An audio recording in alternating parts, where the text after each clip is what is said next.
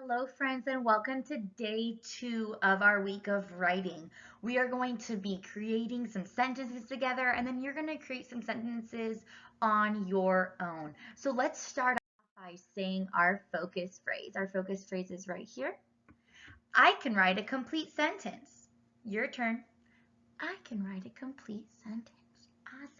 Let's think about a complete sentence. What are some things that a complete sentence need when we're writing?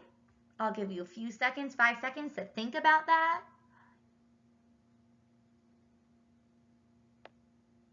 Can you either tell a person you're watching with? You can whisper it to yourself. What are some things that complete sentences need? Well, we know from our lesson 2 weeks ago that every sentence needs a subject and a verb. Remember, a subject is who the sentence is about.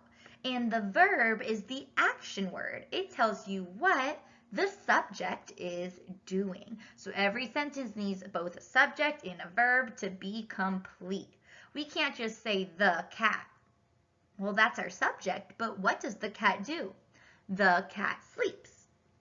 Now I also want us to think about what does every sentence need to start with? A capital letter. Very good. Every sentence starts with an uppercase letter to show it's the start of a new sentence. And finally, every ending of a sentence needs a punctuation mark. Let's go over those one more time. We have a period, we have question mark, and we also have exclamation points. So when we're writing a complete sentence, we also need to keep in mind our punctuation and our capital letters, as well as our subject and verbs. So Miss Rivera went ahead and she came up with her own sentence. So we're going to read it together, and then you're going to write the sentence. So staying with me, fingers in the air. When it is hot, they go to the pool. So what does our sentence start with? An uppercase letter, very good, and it ends with a period, very good. So it's a statement. So far, we're good with that. Does our sentence have a subject? Who's our sentence about? Our sentence is about they, right? It might be that group of friends, they. And what is the verb? What are they doing? They go to the pool. You can also notice that the writer, Miss Rivero, added some details. She said where. Where did they go? To the pool. She said when. When do they go? When it's hot. So writers also add details to their complete sentences to help the reader visualize more. So I want you to get out your piece of paper and your pencil. You're going to write this sentence with Miss Ribeiro. You can pause right here so you can finish writing the sentence. When it is hot, they go to the pool. But also as writers, I want us to add more details in more sentences. You are becoming better writers, so you can also write more than one sentence. So Miss Ribeiro also added another sentence.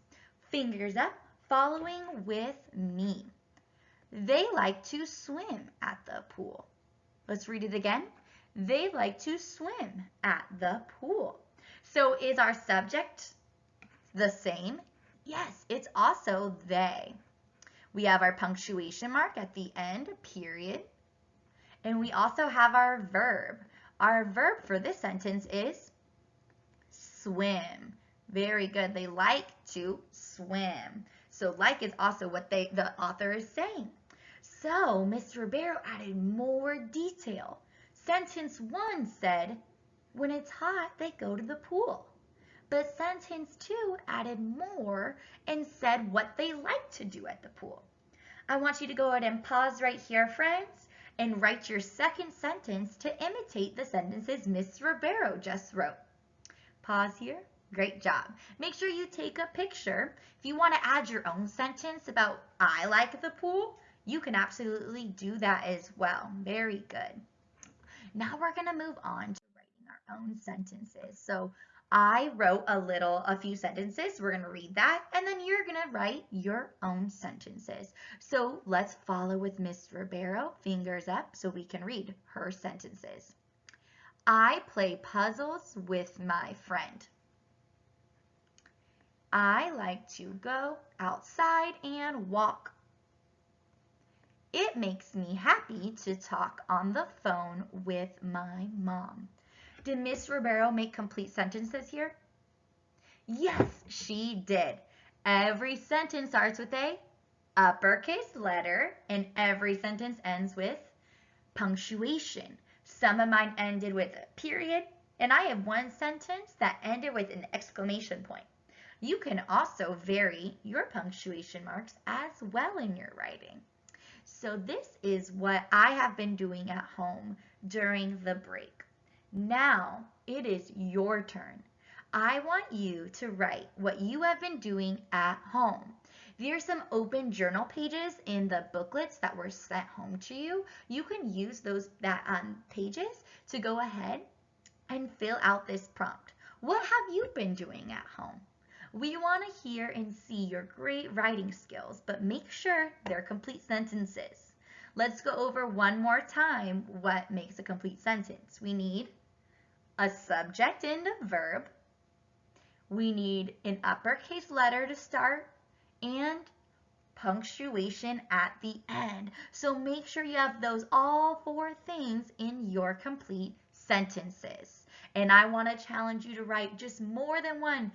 You can write more than one sentence, friends. We want to see everything that you've been doing since you've been home.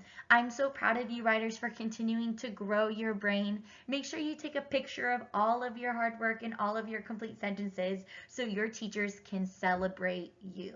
You can also hang those up. You can put it in your window. You can put it in your room, maybe even in the living room to show your family how great of a writer you are as well, because we want to celebrate your great writing. Thank you so much for joining in to our writing this week. I can't wait to see your complete sentences, and I'll see you soon, friends. Bye.